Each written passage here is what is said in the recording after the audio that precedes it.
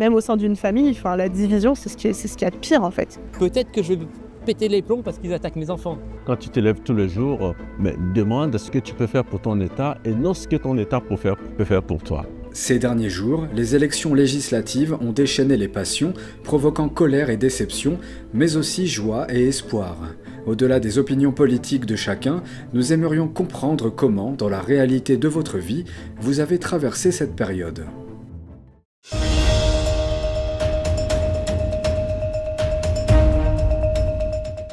Certaines personnes ont du mal à se parler en raison de leurs opinions divergentes. Que ce soit dans la société ou au sein de votre famille, avez-vous vécu ce genre de situation? Oui, le cadre politique récent, où effectivement, mon compagnon et moi, on n'a pas les mêmes idées et les mêmes choix politiques. Donc comme c'était en plus dans un contexte qui là était assez clivant, c'est vrai que c'était un peu la technique de l'autruche, hein. On n'en parle pas, et surtout, si on n'en parle pas, ça n'existe pas, le problème n'est pas là.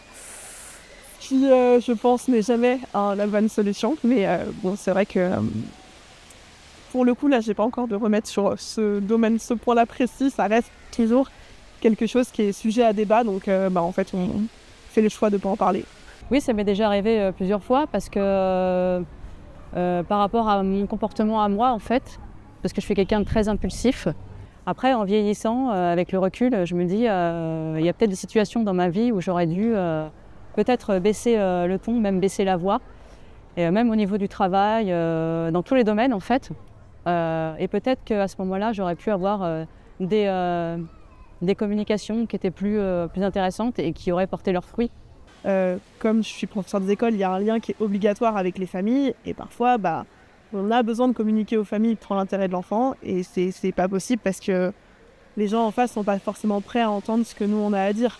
Quand on a notamment des enfants à qui on recommande des soins particuliers parce qu'ils sont dans des situations où il y a de la souffrance ou des besoins, et que la famille n'est pas forcément prête à l'entendre pour diverses raisons, et ça c'est vrai que c'est compliqué aussi à ce moment-là. Mais c'est vrai qu'on sait aussi qu'il y a un temps d'acceptation, parce que quand on parle de cas où c'est pas forcément des bonnes nouvelles, donc c'est vrai que ça peut être difficile à entendre, et moi j'essaye de me mettre aussi à leur place en fait. Je pense que l'empathie, c'est beaucoup la clé quand on est dans le dialogue, c'est d'essayer de se mettre à la place de l'autre et de se dire mais en fait ce que je lui annonce c'est difficile, ce dont je suis en train de parler c'est difficile, donc il faut aussi que je lui laisse le temps d'assimiler et de gérer ça.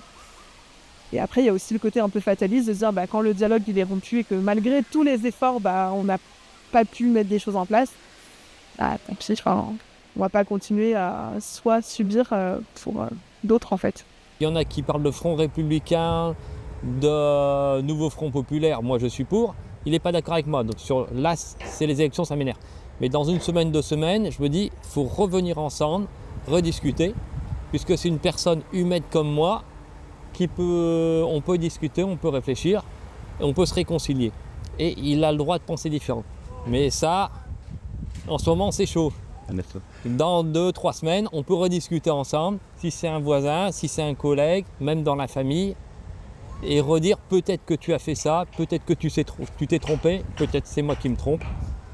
Mais on reste des êtres humains, il faut être capable de discuter. Il y a des moments difficiles, mais sur la majorité du temps, il faut se réconcilier et pouvoir discuter. Alors quand ça vous est arrivé, vous avez donc, si je comprends bien, réussi à passer au-delà de ces clivages, par exemple, qu'il y a eu, je ne sais pas moi, que ce soit au niveau de votre travail ou au niveau Ça peut être dans le travail, dans la vie familiale, des fois dans la famille, on ne pense pas la même chose.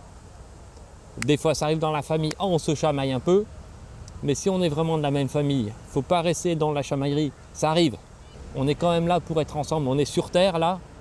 On est ensemble pour vivre ensemble. Il faut essayer de se réconcilier. On n'est pas très politique à la maison. Donc, du coup, on ne parle pas trop de politique.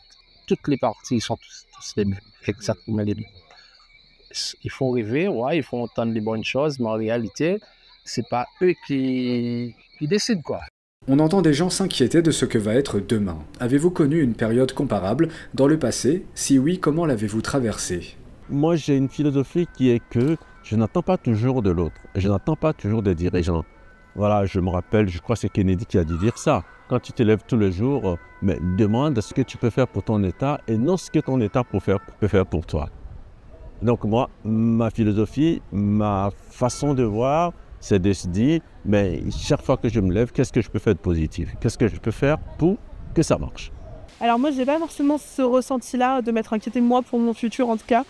Je pense qu'étant femme blanche en France, avec en plus fonctionnaire d'État, je m'inquiète pas trop pour moi. Après, c'est vrai que je pense qu'on se pose toujours la question, nous on n'a pas d'enfants, mais quand on veut des enfants, de se dire dans quel monde ils vont grandir, je pense que c'est voilà, d'essayer de leur apporter le meilleur et tout ça, mais du coup, j'ai pas encore eu cette sensation que il y avait un problème de discussion autour de ça, on va dire. D'accord. Après, je pense que je suis pas le profil qui est le plus concerné justement par ces problèmes de futur. Je pense que voilà, moi en France, a priori, je devrais toujours m'en sortir, je devrais pas être au cœur des problèmes sociétaux majeurs. J'enseignais en REP, donc dans un milieu défavorisé, en difficulté. Donc j'ai que des familles issues de l'immigration autour de moi. Et enfin, j'en ai qui ont des conditions de vie qui sont terribles. Et c'est vrai que je pense à ces enfants où je sais qu'ils ont été envoyés du Mali sur un bateau tout seuls quand ils avaient 2 ans, que leur famille elle est arrivée que 3 ans après. Donc ils sont restés sans leur famille pendant au moins 3 ans en France. Enfin, c'est très compliqué, c'est des histoires qui sont difficiles. Et effectivement, de se dire, mais en fait, cette famille-là, qu'est-ce que je peux faire pour elle? Qu'est-ce qui est le mieux pour elle? Qui d'autre est dans ce cas-là? Enfin, ça fait réfléchir, en fait, je pense, d'avoir justement plein de gens dans notre entourage qui ne sont pas forcément de notre horizon. Moi, je crois que toutes personnes que nous rencontrons sur notre chemin sont des personnes qui, quoi que nous disons, doivent participer à notre épanouissement. Et pour que ça marche, il faut que ça vienne aussi de nous. Voilà, moi, je vois les choses tout simplement comme ça. C'est comme ça que j'avance. Voilà. Et c'est le message que j'essaie d'ailleurs de passer à mes étudiants. Donc en ce moment, il y a une période d'incertitude au point de vue politique, au point de vue économique, mais il y en a eu d'autres avant. Il y a des périodes stades, il y a des périodes où il y a des incertitudes. Comme quand il y a eu le Covid, au début, en 2020, tout le monde s'inquiétait, 2021. Est-ce qu'il va y avoir une grande épidémie, tout le monde va mourir ou pas? Et maintenant, ça s'est calmé. Après, maintenant, il y a autre chose. Et dans quelques semaines, ça peut se calmer. D'après vous, quelle serait la pire situation pour les mois à venir et comment faire en sorte que les choses se passent bien? Mon inquiétude là, mais bon, on n'a pas tellement d'emprise dessus, c'est surtout le déroulement des JO. Est-ce qu'il ne va pas y avoir justement des tentatives d'attentats, des choses comme ça pendant ces JO-là? À terme, si ça se produit, quelle va être la réaction de la France? Est-ce qu'on ne va pas justement encore plus se diviser mutuellement, alors qu'on sait très bien que c'est toujours un groupuscule qui fait ça, mais qui jette l'opprobre sur toute une partie de la France et de la communauté? Non, mais je sais pas, ouais, non. Mais qu'est-ce qui va bien se passer? Je vais vous dire tout ce qui va bien se passer. En fait, je pense que peu importe la taille du groupe, même au sein d'une famille, enfin, la division, c'est ce qu'il y a de pire, en fait. C'est quand justement il n'y a plus d'écoute, il n'y a plus de dialogue. On en revient là, qu'il n'y a plus cette capacité de vivre ensemble. Enfin, dans ce cas-là, si on ne peut plus vivre ensemble, on vit tous servis de chacun dans notre coin. Mais on n'est pas fait, enfin, l'humain est un être social, on n'est pas fait pour ça. Donc ouais, je pense que la division, ouais, c'est ce qu'il y a de pire. Que des dirigeants ne se comprennent pas et que 2 camps se rentrent dedans et que ça bloque la situation économique et sociale du pays. Si au niveau de l'État, la situation est bloquée, je crois que ça va être catastrophique. Alors comment peut-on faire? Entre autres, que chacun se dise qu'il est appelé à être acteur, une première solution, mais pour que ce message passe, il faut que nos dirigeants montrent aussi l'exemple.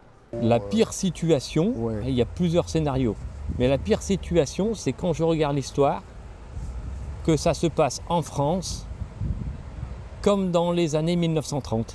Par exemple, c'est une situation mauvaise, je passe dans la rue, il y en a qui cassent et tout ça, qui font des choses mauvaises.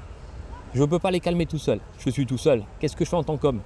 Je pars, hop, je cours assez vite, c'est bon, je disparais. Mais si j'ai mes enfants, jamais je pars sans mes enfants. Les forces de l'ordre, non? J'appelle les forces de l'ordre, voir, je ne sais pas ce que je peux faire. Peut-être que je vais péter les plombs parce qu'ils attaquent mes enfants. Peut-être que j'appelle les forces de l'ordre, peut-être, je ne sais pas. Il y a des choses on ne peut pas dire. Et suivant la situation, on réagit de façon différente. Sur une action, je me dis, il se trompe. Il a grillé un feu rouge, par exemple, sur la route. C'est pas bien de griller le feu rouge, mais peut-être que c'est pas de sa faute, peut-être qu'il y a autre chose. Peut-être qu'il avait un rendez-vous important, il va louper son rendez-vous de travail, d'embauche de travail. Peut-être que sa femme est enceinte, il l'emmène à la maternité. Je sais pas.